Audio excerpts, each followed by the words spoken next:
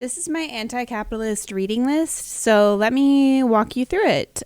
So first we have the problem with work by Kathy Weeks. This book I've read two times. Whoops, I did not mean to knock over my microphone or hit my microphone.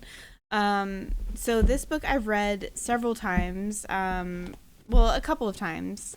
It's really hard to read, so I'm rereading it again. But basically, Kathy Weeks in this book, she outlines, like, she problematizes work and how we center our lives around work, and she imagines like different ways of like engaging with work and like how we can center our lives around something that is not work. And she talks about how this hasn't really been problematized before in philosophy. But this is a really hard book to read, and I used my Tom Nook bookmark because obviously the capitalist needed to be the bookmark for this book.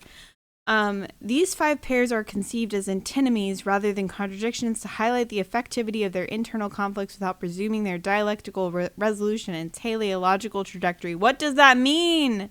What does that mean? So I might do a deep dive into this book and like do its own video for this book. We'll see. Okay, so there's that book. There's another book called Do Nothing. Now this one is a lot easier to read, but I haven't finished reading it yet. But this is about how it pulls together things from like history, social science, neuroscience, and talks about the way that we think about time, the way we use our time and productivity, and like how we need to slow down and do nothing. And yes, I'm going to smell these books because I'm a book lover.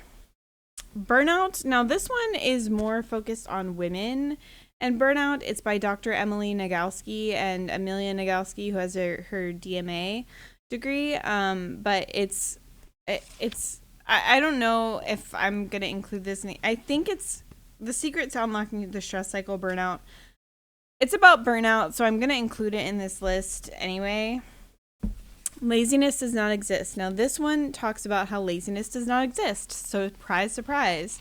So if you think you're lazy or something, it's because you need more rest, or because like it's a signal that something is going on. Like, what are you doing in your free time? And the idea that all of our time, even inside and outside of work, has to be productive all of the time is exactly what Dr. Devin Price writes about in this book.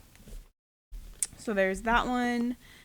Care Work, Dreaming Disability Justice. Now this book might not seem like it's about capitalism, but care webs and these alternate ways of living, I feel like speaks to other ways outside of capitalism. Work Won't Love You Back obviously is about capitalism, and it sort of talks about like this labor of love myth. Like, if you work at a job you love, you'll never work a day in your life. That's a lie. That's such a myth.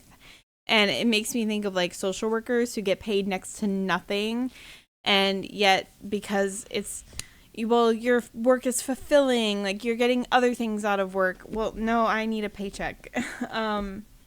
This book, Care, The Highest Stage of Capitalism, is interesting. I haven't finished reading it yet. It's also very much like The Problem with Work, where it's like very academic-y talking, but it talks about care and the care economy.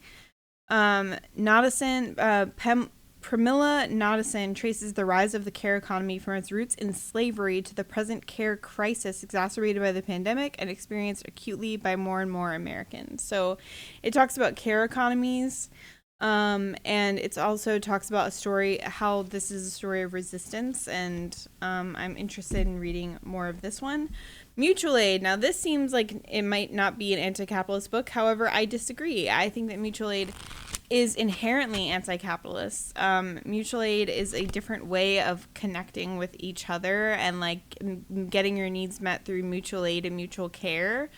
So there's that. So that is my anti-capitalist reading list. This is a big chunk of books, but I'm also want to read by Clara Mattei this book called Escape from Capitalism.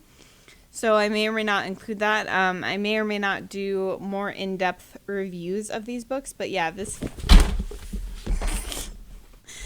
are the books. So yeah, I might just pick a few to stick up here, but yeah, these are the anti-capitalist books. So if you're anti-capitalist, consider reading some of these and follow, subscribe, all that shit.